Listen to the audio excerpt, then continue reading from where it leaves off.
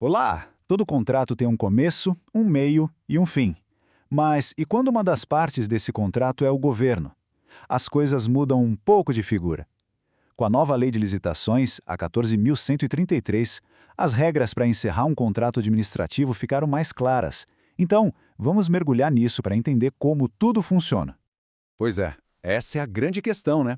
Fazer um contrato com o poder público já envolve um monte de regras especiais e na hora de terminar não seria diferente. As razões, os jeitos de fazer e as consequências são bem distintas do que a gente vê nos contratos entre particulares. Certo. Para começar, a gente precisa separar duas coisas que parecem iguais, mas não são: extinção e nulidade. Embora nos dois casos o contrato acabe, a origem do problema e os efeitos de cada um são completamente diferentes. Vamos ver.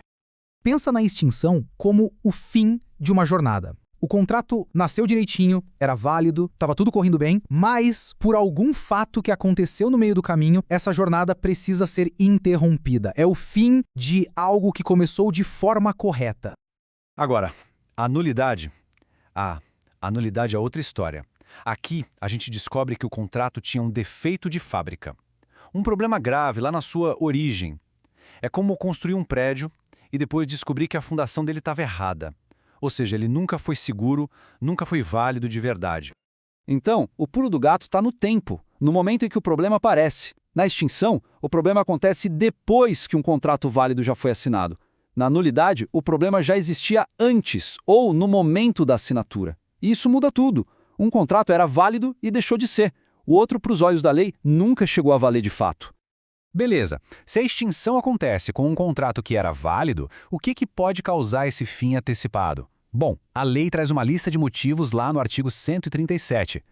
Olha, os motivos são vários. Pode ser por culpa do contratado, que, por exemplo, não cumpriu o que estava no papel. Mas também pode ser algo que ninguém controla, tipo um desastre natural, o que a gente chama de força maior. E tem mais. Às vezes, a própria administração pública pode decidir extinguir o contrato por uma nova razão de interesse público, mesmo que o contratado estivesse fazendo tudo certo. Mas olha que interessante, não é só a administração que pode botar um ponto final nisso. O contratado também pode pedir para sair. E isso geralmente acontece quando é o próprio governo que falha. Por exemplo, se a administração atrasa o pagamento por mais de 2 meses ou para a obra por mais de 3 meses sem justificativa, o contratado ganha o direito de pedir o fim do contrato. Então, já vimos os porquês, mas como é que isso acontece na prática? Como se formaliza esse fim? A lei aponta 3 caminhos para isso. A primeira forma, que é bem típica do direito público, é a unilateral, ou seja, a administração, pensando no interesse coletivo, pode decidir e comunicar o fim do contrato por conta própria. Claro, precisa ter um motivo justo e tudo tem que ser bem fundamentado. Mas nem sempre é na marra, sabe? As partes podem entrar num acordo, fazer uma rescisão amigável, e se a briga for feia e não tiver acordo, aí a decisão vai parar na mão de um juiz ou de um árbitro. Vamos voltar agora para a nulidade, aquele problema na certidão de nascimento do contrato. Declarar que um contrato é nulo é uma medida super séria e as consequências são bem pesadas. E aqui, gente, está uma das grandes sacadas da nova lei. Não é só porque se achou uma irregularidade que o contrato vai ser anulado e pronto. O artigo 147 diz que o gestor público tem que parar, respirar e pesar as consequências. Ele tem que se perguntar: anular este contrato agora é o que realmente traz mais benefícios para a sociedade? Porque muitas vezes o prejuízo de parar uma obra ou um serviço é muito, mas muito maior do que o de corrigir a falha e seguir em frente. E essa análise não é nada simples, viu? A lei manda o gestor olhar para o quadro completo. Qual vai ser o custo de uma nova licitação? Quantas pessoas vão ficar sem um serviço que é essencial? Aquilo que já foi construído vai se perder, vai virar sucata? E os empregos que dependem daquele contrato? A decisão de anular deixa de ser só uma questão de legalidade e vira uma análise de impacto social e econômico. E uma vez que a nulidade é declarada, o efeito dela é demolidor. É o que o direito chama de efeito ex tunc, uma expressão em latim que significa desde o início.